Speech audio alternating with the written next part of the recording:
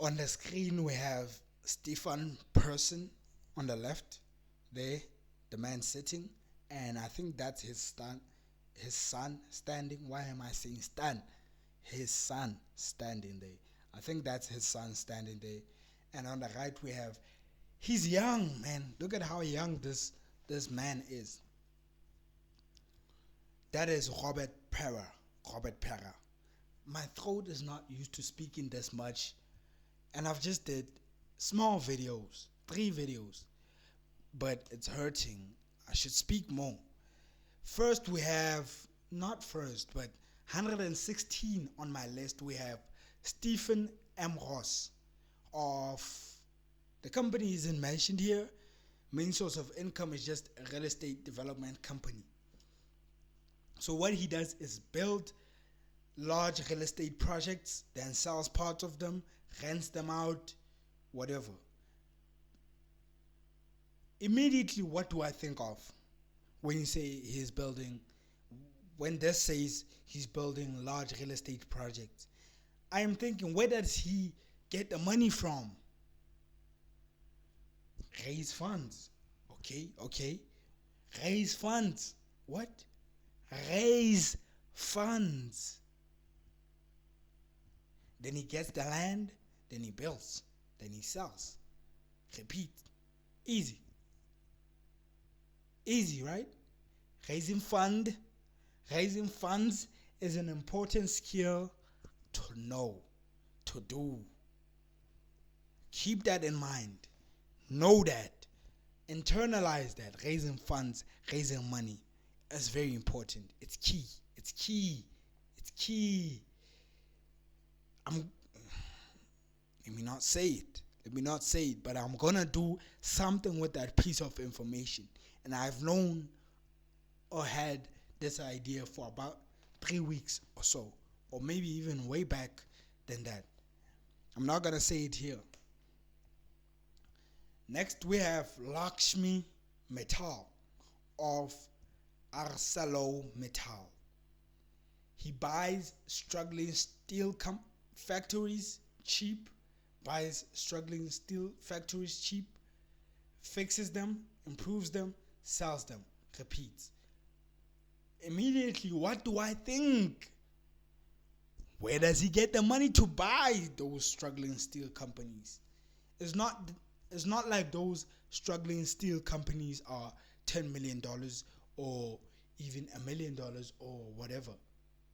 Where does he get that money from? He raises funds. If he was not born rich, he raises funds. Jeff Bezos, I'm remembering something. Jeff Bezos raised funds for Amazon from his parents. I think he raised around about $200,000. That is a lot of money, especially back then. I think it was 1990s or 1980s. That is a lot of money. If he did not have parents that were rich, he would have raised funds from somewhere else. Raise funds. That's what Just buy struggling steel factories, buy mines, invest in high growth companies. I see that as the middle of the sandwich. Not the middle. I see that as not the main thing. The main thing is raise capital. You'll find what you're gonna do with that capital is important, yes, but the funds are more important, and it's even more important that one becomes conservative with those funds that are raised. The funds, it's more important that one becomes conservative and gets less percentage return with less risk.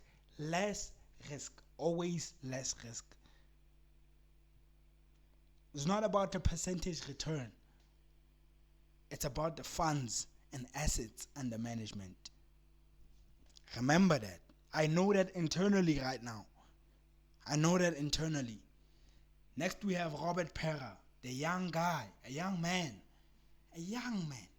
He's very young to be having this type of money. Has more money than me and my whole family combined. Congratulations to him. Congratulations to him. I love this. I love this. Runs a company called Ubiquity. I've never heard of it. And I found that most of these companies, I've never heard of them. Most of these people, I've never heard of them. Never. I hear about celebrities. Oh, Ronaldo. Oh, Messi. Oh, whoever.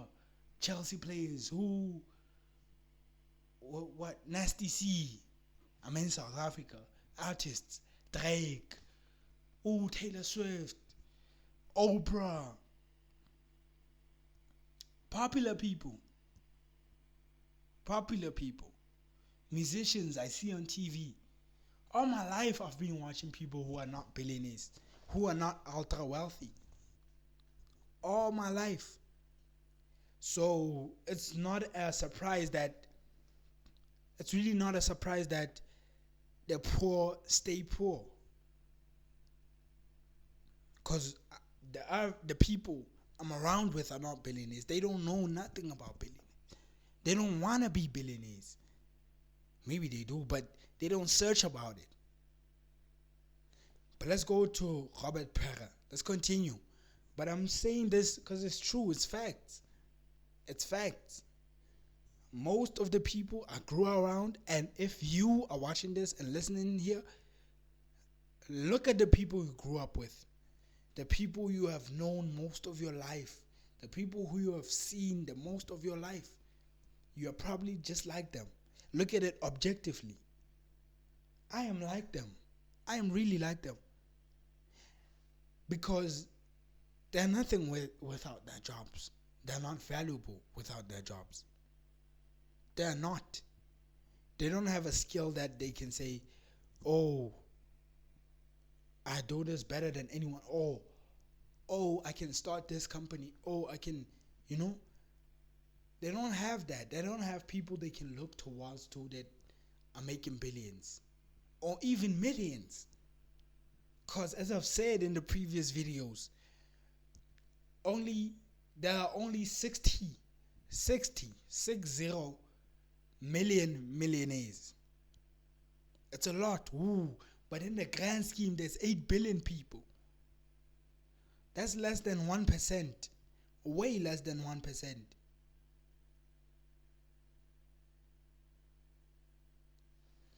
Robert PERA has a company that sells internet hardware, routers, wireless systems. I don't know wireless systems, what those are, but I know that he sells internet hardware. I think to companies and to institutions, because it's definitely not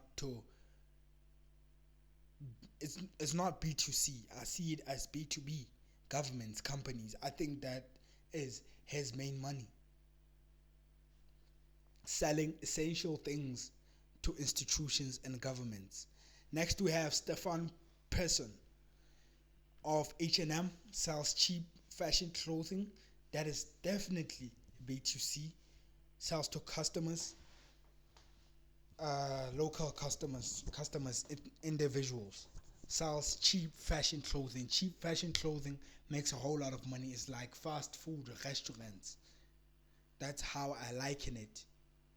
And cheap fashion clothing makes a whole lot of money. I know that for a fact because people buy it. People buy it a lot. It's easy. It's an easy buy. Cheap fashion clothing. Cheap clothing is an easy buy. It's a staple. It has always been stable. I'm living in South Africa. Companies that are dominant, that I know, that I buy from, that I have bought from. We have Jet, we have Pep. Those sells cheap clothing. Jet and Pep sell cheap clothing. And they have business for days. Every year they are stable. I have never seen one of those leave or become bankrupt or whatever. And then we have another category which is not clothes. Clothes I've already mentioned. Cheap food. We have, in my locality where I live, we have ShopRite, we have Jabula.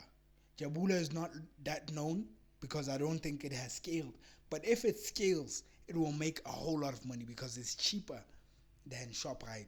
A little bit cheaper, but it attracts an even poorer demographic, and the poorer demographics are a lot of people. Makes a whole lot of money.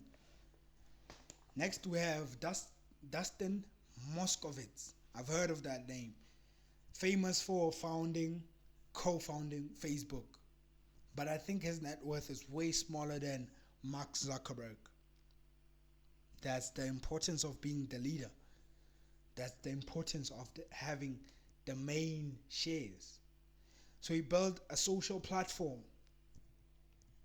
Facebook, that connects people together. A platform that just connects people together. Billions of users, sell ads, platform business. Middleman, it's like a middleman. That is that